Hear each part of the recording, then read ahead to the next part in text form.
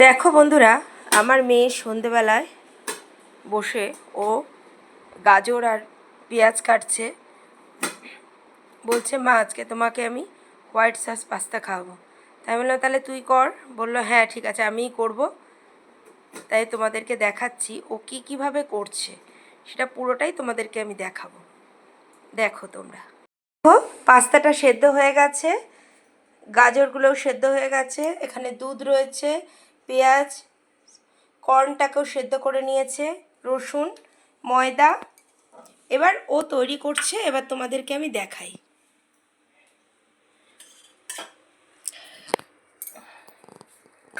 এবার দিয়ে দিল হচ্ছে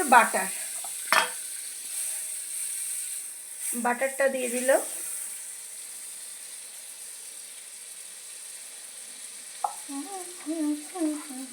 এবার এর মধ্যে দিচ্ছে রসুনটা।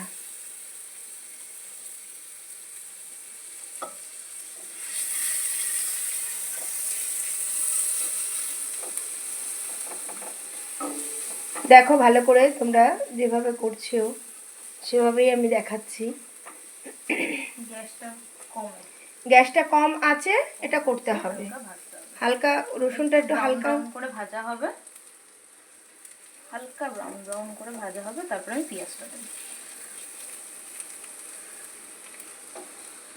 এবার আমি এর মধ্যে পেঁয়াজটা মেয়ে দিয়ে দিল।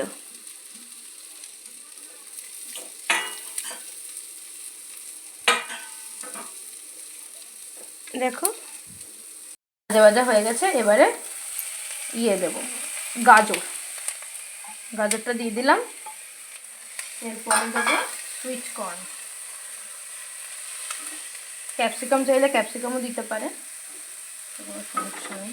যা যা সবজি থাকবে দিয়ে দেবে। সুইট কর্নটা আমি দিয়ে দিলাম, দিয়ে এবার হালকা ভাজবো। আর তেল লাগবে? তেলটা তোমার রাখলাম, তেলটা দিয়ে নে, তারপরে আমি দেখাবো, বুঝলে? আর দিস না।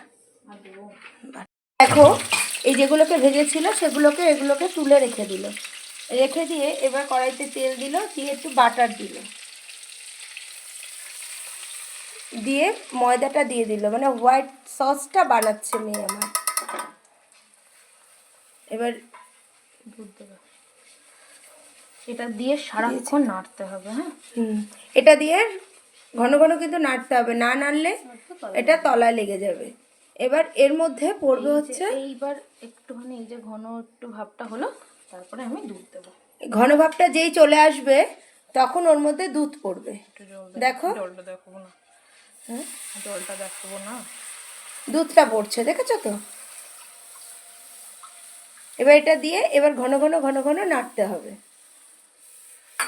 এইবারে যেটা পড়বে সেটা হচ্ছে ওর মধ্যে চিজ পড়ছে। দুটো চিজ দিয়ে দিলাম, হোয়াইট সসটার মধ্যে দুটো চিজ দিয়ে দিল।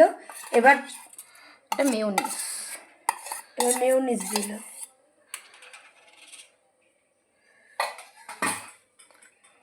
এবার এটাকে ঘন ঘন নাড়াতে হবে। তার মধ্যে আমি দিয়ে দেবো, এর মধ্যে চিলি ফ্লেক্স, অরিগ্যানো আর একটু নুন দেওয়া আছে।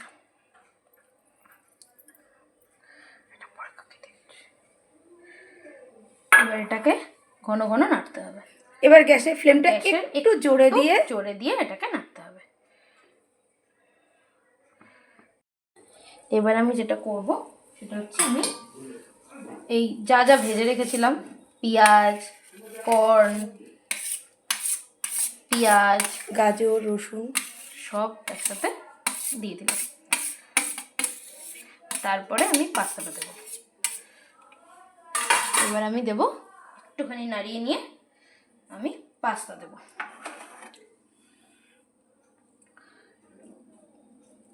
পাস্তাটা দিয়ে একটুখানি নাড়িয়ে তারপরে ঢাকা দিয়ে দিলে,